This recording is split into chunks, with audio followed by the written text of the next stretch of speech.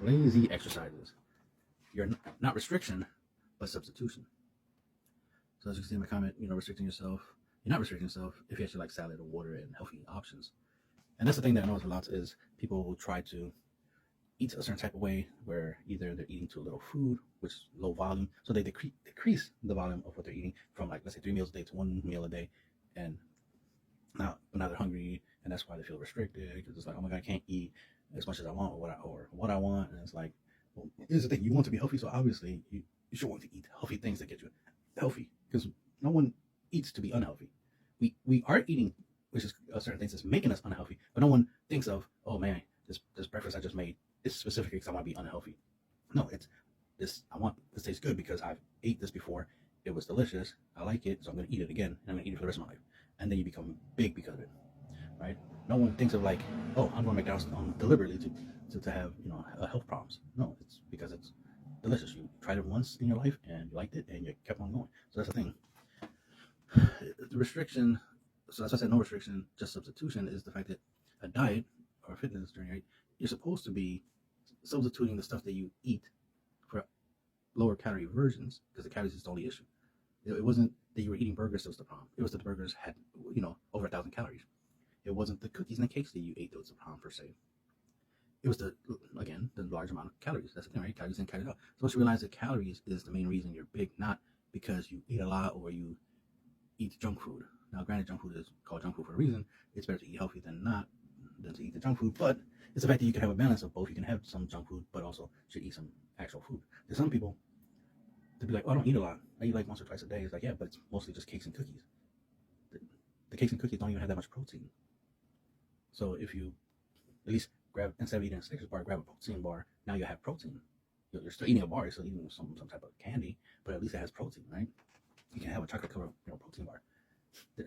There's actually a Snickers protein bar. I'd rather you eat the Snickers protein bar than a regular Snickers. Granted, regular Snickers tastes better, but the point is the Snickers protein bar had protein. That's the idea. Like, you like chocolate milk. I just had like 2 chocolate milks yesterday, the Nesquik ones, because I didn't have access to. Today I'm gonna buy some, of course, but I didn't have access to the Fairlife protein shakes. So, but I needed my protein, right? I needed I needed at least 28 grams of protein from a drink, because I got my protein from like eggs and bread and eggs and rice and beans. So that's what I ate yesterday, and I needed the protein from a shake-like thing, so that's why I got me 2 chocolate milks. There were 14 grams of protein each, so I grabbed 2 of them. But ironically, that's 500 grams of protein. Of calories for those, while the Fairlife is like 170 calories. Plus, you get all 26 grams in one bottle, so way less calories, and a little bit less protein, just by 2 grams. But substitution, right? I had to do what I had to do. But since all I really did was that I drank the chocolate milks and ate a bowl of rice, a cup of rice with beans and eggs, more than enough protein. Obviously, I could have doubled up on the eggs, and skipped out on the chocolate milks, but no, I wanted my chocolate milk. But it's just a point of like, I substitute the healthier option, right, which would be the Fairlife protein shake with the non-healthy, because of the high calories, chocolate milk. But of course, logically, for healthy purposes, I want to do the reverse, which is, instead of drinking the chocolate milk, get the Fairlife one instead, and it'll be much healthier. Plus, I still get to have a chocolate drink. So that's what I mean by substitution. It's like, the funny thing is, there's a burger that I bought. It's a cheeseburger.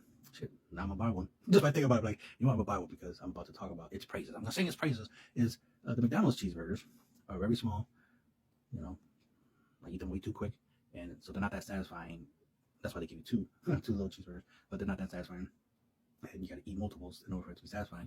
But the one that I get from the store, it's bigger. It's like 2 or 3 times the size, because the bread is at least bigger, so it's more bread, right? And then I think the meat patty is actually twice the size, so twice the meat, twice the bread, and of course a slice of cheese, yellow cheese, delicious. Heat it up in the microwave, instant cheeseburger, and it tastes a lot like the McDonald's cheeseburger, maybe even better.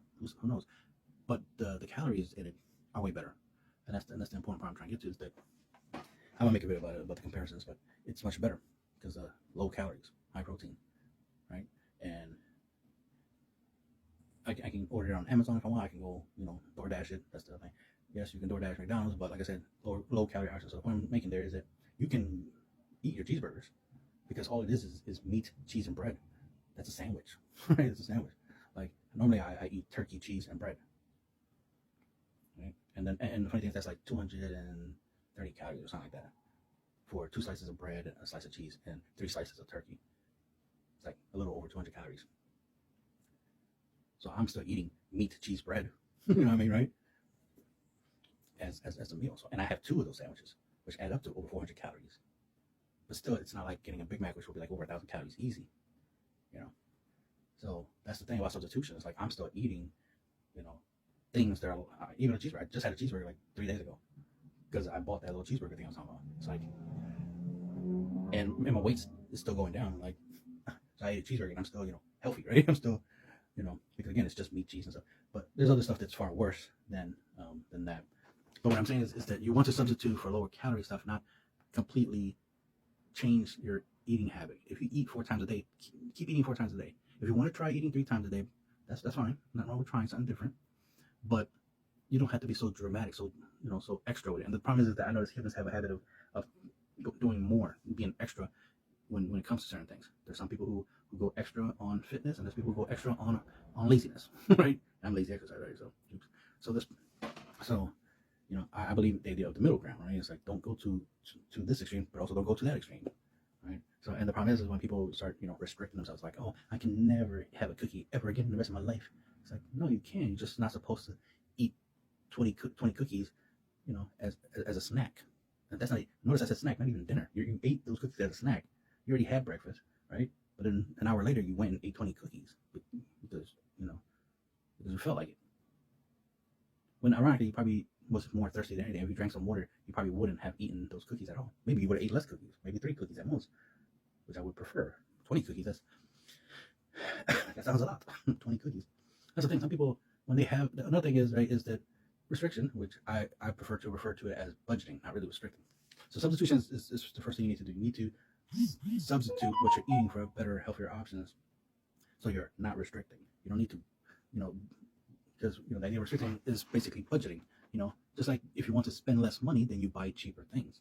That's all it is. You buy cheaper things, but you still get what you need. You're not going to go like, I'm trying to save money, so I'm going to stop buying body wash and just wash with water. Like, nah, nasty. Go get a cheaper bottle of body wash. Go get soap, a bar of soap. It might cost $1 or $2 for a bar of soap. If the body wash is like $5, then go get a bar of soap for like $1. Go to a dollar store. You know what I mean? Fine. You know what I mean? Or try to use less of the body wash than you normally do. Instead of using a whole lot, use a little bit, but definitely put it in the areas in which you definitely need to wash, like your ass, so you don't smell like ass, right? Little things like that. But the thing is you don't have to, give up on certain things. Now, I do prefer that people don't be eating, junk food, ideally, but logically, you don't need to completely take that stuff out of your life. You can eat it once in a while. I see every time I go to work, I see McDonald's, and I always be thinking, man, I want to go in there, but I don't. But like I said, like 2 days ago, I had a cheeseburger. Not from McDonald's. That would have been one more money, and 2, it would have been way more calories. But I did grab me a cheeseburger from the store, and I ate that. So that satisfied the wanting of a cheeseburger, but didn't go to the route of a lot of calories. Because the main thing is that you want to restrict your calories, yes, but you don't want to restrict your meals.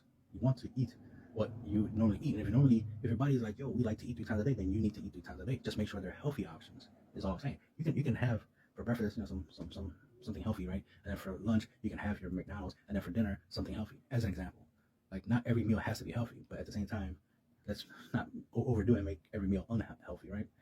Because if all your meals was already unhealthy, turning one of them healthy would benefit you. Turning 2 of them healthy will benefit you, right? So that's the goal. Ideally, all 3 being healthy is, obviously more ideal, but nothing's perfect. No one's perfect, right? So I'm not trying to convince y'all to be perfect, to be on a strict diet. No, because no one's perfect. Where we see that it's difficult for people to be strict on a strict diet, because if it wasn't, there wouldn't be a lot of people out here still struggling with diets. There'll be people that, I tried all these different diets and it didn't work. And it's like, no, the diets definitely would have worked. The diets definitely are designed to work.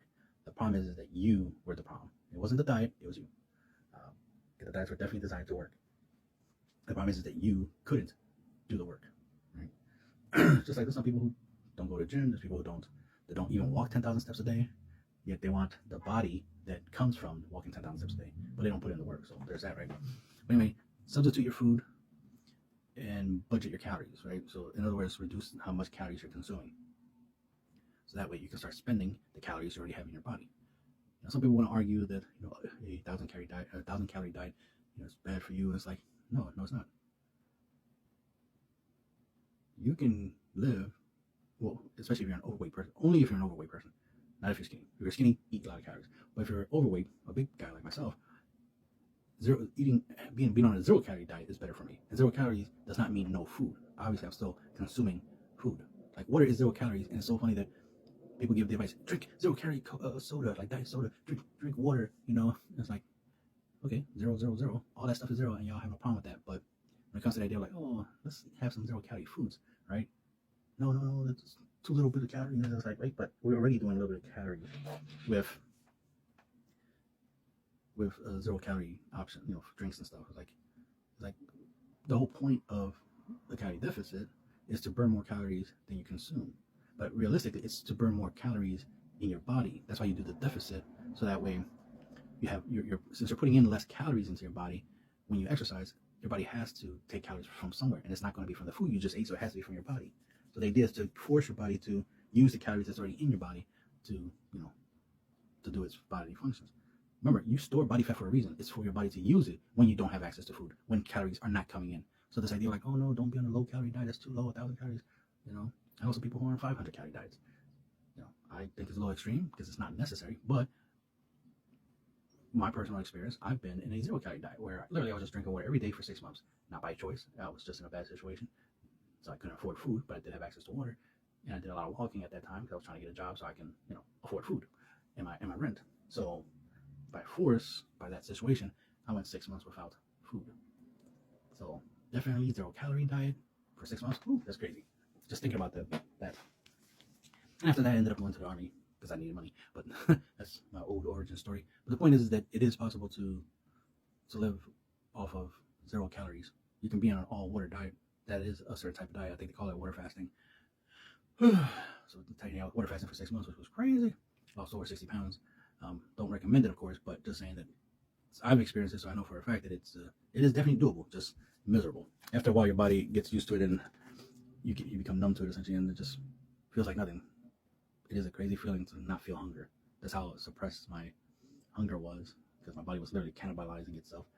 Obviously, I lost a lot of weight, but I didn't even realize how much weight I lost when it happened. But anyway, it's not about me. It's about trust me, you're not restricting yourselves. A lot of y'all would never put yourself in a 6 month water only diet on purpose. I didn't even do it on purpose. It was accidental. I definitely was thinking about food the whole entire time.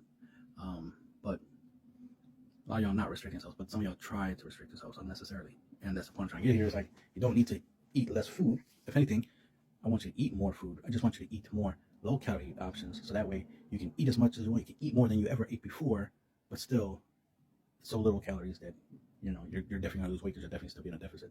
And of course, calories out is more important than calories in when it comes to weight loss, because if you eat 3,000 calories, that's not a big deal as long as you burn 4,000 calories, right? You can eat 10,000 calories, not a big deal as long as you burn 11,000. So calories out is more important than calories in when it comes to losing weight. So stop restricting yourself. Start substituting yourself.